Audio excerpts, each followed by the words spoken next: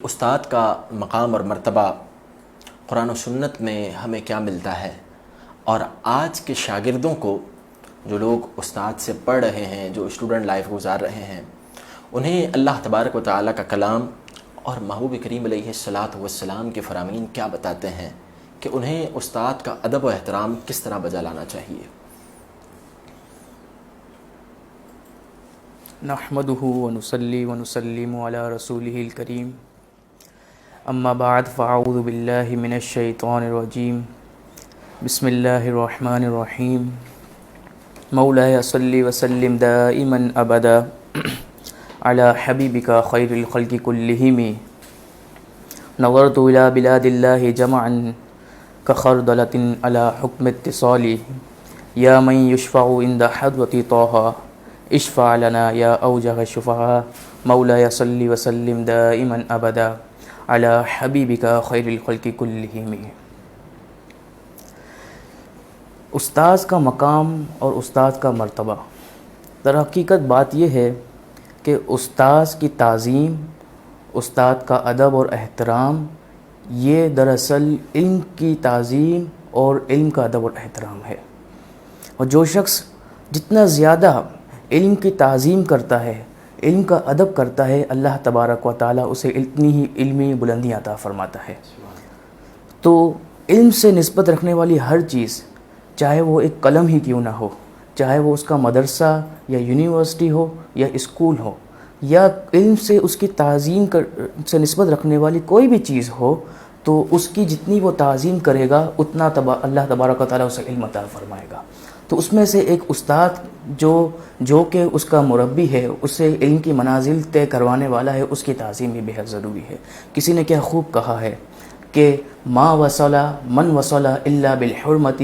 ما سقط من سقط الا بترک الحرمت، کہ جس کو جو بھی حاصل ہوا ہے، جتنی علمی بلندیاں حاصل ہوئی ہیں، وہ علم کا ادب اور احترام کرنے کی وجہ سے، سبحان اللہ، اور جس کو جو بھی اس نے علم کھویا ہے، محرومی حاصل ہوئی ہے، تو وہ ترک حرمت کی وجہ سے حاصل ہوئی ہے۔ اللہ، تو علم کی تعظیم یہ اتنی ہی ضروری ہے۔ آپ دیکھیں حضرت مولا کائنات، مولا مشکل کشا حضرت علی رضی اللہ تعالی عنہ، آپ اتنی بڑی علمی شخصیت ہیں، جوہر جاہ و جلال ہے، آپ کو اللہ تبارک و تعالیٰ نے وہ علم عطا فرمایا کہ آپ خود فرماتے ہیں کہ اگر میں سورہ فاتحہ کی تفسیر لکھنے بیٹھوں تو اس کی بسم اللہ کی با کہ میں اتنی تفسیر لکھوں کہ 70 اونٹ بھی اس کا وزن برداشت نہ کر سکیں۔ اتنا زیادہ اللہ تبارک و تعالیٰ نے آپ کو علم عطا فرمایا۔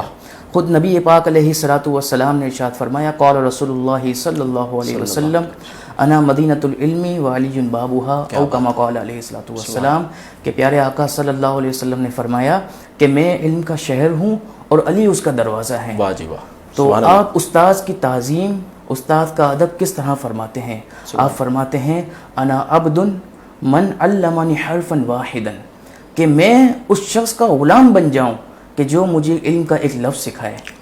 انشاء باع و انشاء استرقا، اب وہ چاہے تو مجھے بیچ دے، چاہے تو مجھے وہ آزاد کر دے۔ آپ دیکھیں حضرت علی رضی اللہ تعالیٰ عنہ کس طرح ایک معلم کی، ایک استاد کی کس طرح تعظیم فرما رہے ہیں۔ علم اور ادب کا جو تعلق ہے کہ انسان جب کسی بندے کا ادب کرتا ہے، کسی چیز کا ادب کرتا ہے، تو اس کا تعلق اس کی دلی کیفیت کے ساتھ ہے، کہ وہ خود ہی اپنے دل میں اس بات کا فیصلہ کر لیتا ہے کہ میں اس شخص کا ادب کرتا ہوں تو مجھے کیسا معاملہ رکھنا چاہیے، یہ بات ہوتی ہے۔ تو لیکن علماء نے پھر بھی استاذ کے ایک چند آداب ذکر فرمائے ہیں کہ ایک طالب علم کو چاہیے کہ وہ اپنی استاد کی نشست پر نہ بیٹھے، کہ یہ اس کی علم کی محرومی کا سبب ہے۔ اسی طرح فرمایا کہ اپنے استاد کے آگے نہ چلے، اور اسی طرح فرمایا کہ اگر اسے کسی سوال میں الجھن ہو تو اپنے استاد کا دروازہ نہ کھٹکھٹائے، بلکہ ان کے آنے کا ویٹ کرے، انتظار کرے۔ تو جتنا زیادہ وہ اپنے استاد کا ادب اور احترام کرے گا، اللہ تبارک و تعالیٰ اسے اتنا مقام اور مرتبہ عطا فرمائے گا۔ خلیفہ ہارون الرشید نے دیکھا کہ اس کا جو بیٹا ہے وہ اپنے استاد کا پاؤں دھلا رہا ہے، اور ایک ہاتھ اس کا خالی اور ایک ہاتھ سے پانی ڈال رہا ہے پاؤں پہ۔ تو جب انہوں نے یہ منظر دیکھا تو وہ کافی ناراض ہوئے،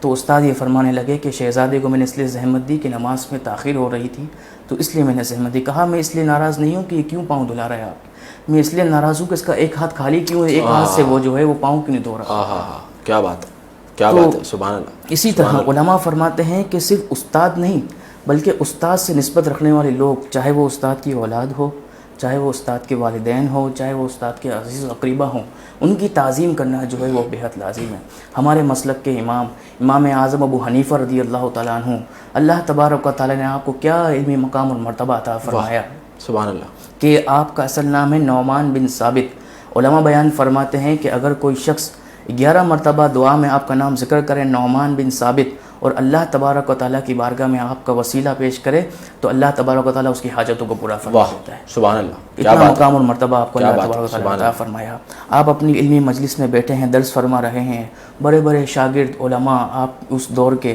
آپ کی مجلس میں شامل ہیں, تو لوگوں نے دیکھا کہ آپ اپنی نشست سے کھڑے ہو جاتے ہیں, پھر بیٹھ جاتے ہیں,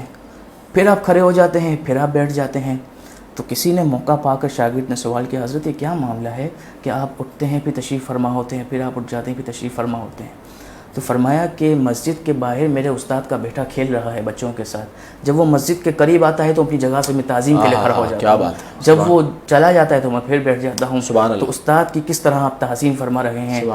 سبحان اللہ. تو یہی اللہ تبارک و تعالیٰ کی طرف سے اسی کو مقام اور مرتبہ ملتا ہے کہ جو اپنے استاد کا ادب کرتا ہے, اور استاد کے ادب کی برکت سے اللہ تبارک و تعالیٰ اسے علم بلندی عطا فرماتا ہے. صاحب اس میں ایک چیز جو معاشرے میں ایک تفاوت ہم دیکھتے ہیں کہ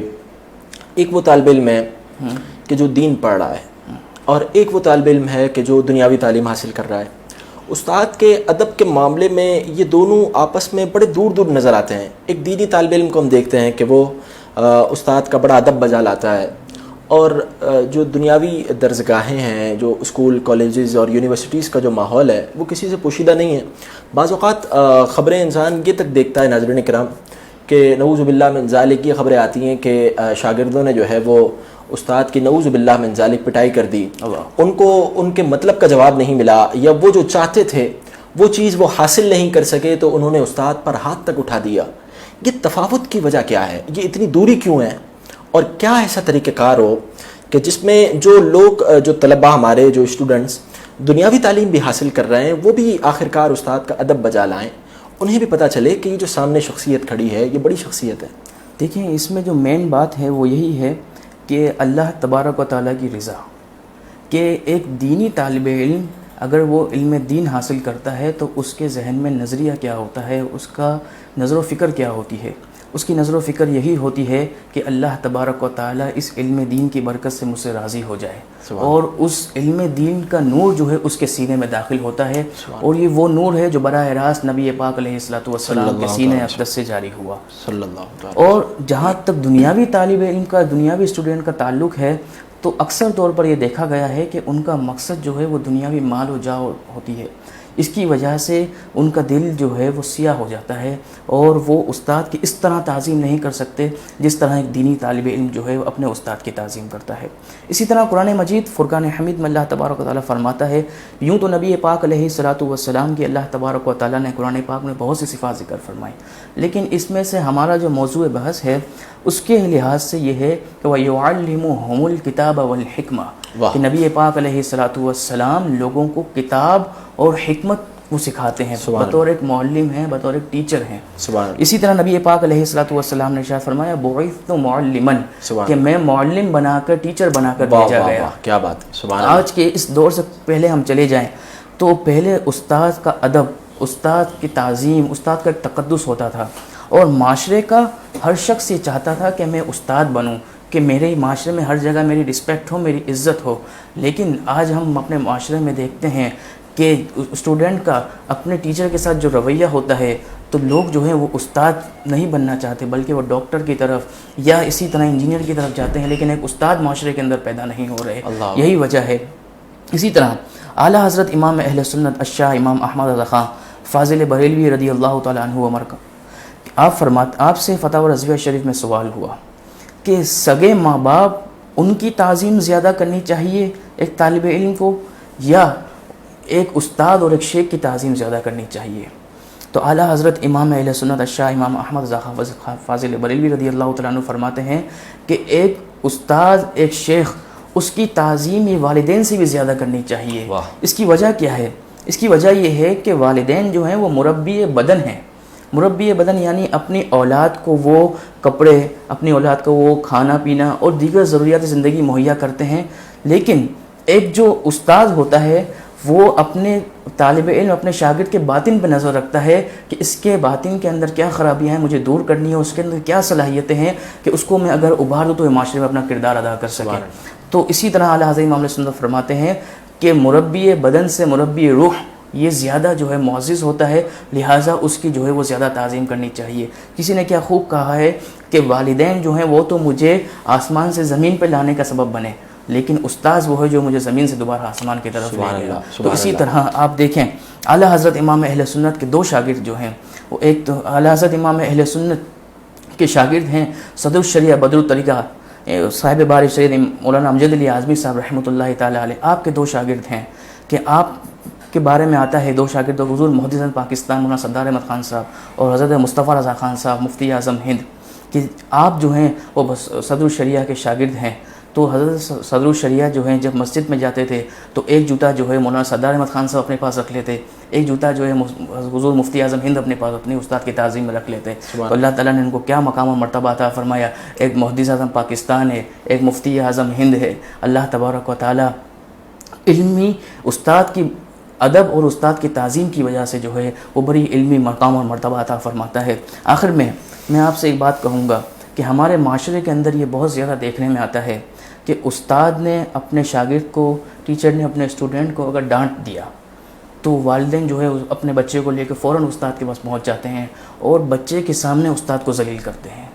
یہ جو ہے ایک بہت ہی خطرناک معاملہ ہے۔ اس سے یہ ہوتا ہے کہ جو شاگرد ہے اس کے ذہن میں جو ہے اپنے استاد کی ویلیو، اپنے استاد کی قدر وہ گر جاتی ہے، پھر وہ تعظیم وہ نہیں کر پاتا کہ جس طرح اسے تعظیم کرنی چاہیے۔ اس طرح جو ہے اس کا بچہ جو ہے وہ علمی کمالات سے جو ہے محروم ہو جاتا ہے۔ ہونا کیا چاہیے؟ ہونا یہ چاہیے کہ شاگرد کو جو ہے والدین جو ہیں اپنے بچے کو سمجھائیں کہ اگر استاد نے آپ کو ڈانٹ دیا ہے، تادیباً مار دیا ہے تو اس میں آپ کی غلطی ہے اور یہ آپ کے لیے فائدے کی بات ہے، اس طرح انہیں سمجھانا چاہیے۔ اور در پردہ جو ہے استاد سے ہی بات کرنی چاہیے کہ ان کے ساتھ ایسا معاملہ رکھا جائے اور ان کو صحیح طرح سمجھایا جائے تاکہ شاگرد جو ہے اس کے ذہن میں جو استاد کی تعظیم کم نہ ہو اور وہ علمی کمالات حاصل کر سکے۔ استاد کا جو معاشرے میں اور قرآن و سنت میں جو مقام و مرتبہ ہے، اس موضوع پر علامہ صاحب بڑی اچھی گفتگو فرما رہے تھے۔ ان کی گفتگو کے دوران، حقیقتاً ان کی گفتگو کے دوران مجھے ہمارے نور حمزہ اسلامک کالج کا ایک واقعہ یاد آیا۔ ایک مختصر بات عرض کرتا ہوں اور اس کے بعد انشاءاللہ ہم دعا مانگیں گے۔ ہمارے یہاں ایک نئے استاد اپوائنٹ ہوئے اور وہ عصری علوم کے استاد تھے، یعنی وہ دنیاوی تعلیم پڑھانے کے لیے آئے تھے۔ جب وہ پہلے دن کلاس میں گئے اور پھر وہ واپس آئے تو پھر ہمارے جو پرنسپل ہیں وہ ان سے پوچھتے ہیں کہ بتائیے آپ کو کلاس میں کیا محسوس ہوا؟ تو وہ ایسی کیفیت میں تھے کہ گویا ابھی ان کی آنکھوں سے آنسو چھلک پڑیں گے اور وہ رو پڑیں گے۔ تو ان سے عرض کی گئی کہ بتائیے کیا معاملہ ہوا؟ تو کہا کہ بس آپ کے طلبہ کا جو ادب و احترام میں نے اپنے لیے دیکھا، اس چیز نے مجھے بڑا متاثر کیا ہے۔ اب کچھ بھی ہو، میں جب تک میری زندگی ہے میں نور حمزہ اسلامک کالج سے منسلک رہوں گا۔ تو ان سے پوچھا گیا کہ آپ نے کیا ایسی بات دیکھی؟ تو کہنے لگے کہ ایک وہ دور ہے، ایک وہ نظریہ ہے، ایک وہ خیال ہے جو میں گزار کر آیا ہوں یونیورسٹیز میں پڑھا کر، اور آج جب میں آپ کے یہاں کلاس روم میں اندر گیا تو طلباء انہوں نے کھڑے ہو کر میرا استقبال کیا، لیکن جب میں باہر آیا تو میں نے ایک وہ منظر دیکھا کہ جس سے میں بے اختیار میری آنکھوں میں آنسو آ گئے۔ تو پوچھا گیا وہ منظر کیا تھا؟ تو کہا میں چپل اپنے باہر اتار کر گیا تھا، اپنے شوز میں باہر اتار کر گیا تھا، اور جب میں واپس آیا تو میرے شوز کلاس روم کے رخ پر تھے، یعنی کسی نے بڑے ادب و احترام سے میرے چپلوں کو سیٹ کر کے رکھا ہوا تھا۔ میں نے یہ دیکھا کہ جو طلباء اپنے استاد کا، پہلے دن کے استاد کا بھی اتنا ادب و احترام بجا لاتے ہیں، وہ طلباء بڑے عظیم ہوتے ہیں۔ اور ناظرین کرام، یہ سب دین کی برکت ہے، محبوب کریم علیہ الصلاۃ والسلام کی شریعت کی برکت ہے کہ جو ادب بھی سکھاتی ہے، جو غیرت بھی سکھاتی ہے، جو زندگی گزارنے کے طریقے بھی سکھاتی ہے۔ اللہ تبارک و تعالی ہمیں دین محمدی صلی اللہ تعالی علیہ وسلم پر استقامت کے ساتھ عمل پیرا ہونے کی توفیق عطا فرمائے۔ آئیے دعا کی جانب چلتے ہیں۔ مناجات کے 2 اشعار اور اس کے بعد سحری کے پرنور اوقات میں اللہ تبارک و تعالیٰ کے حضور ہم اپنی التجائیں پیش کریں گے۔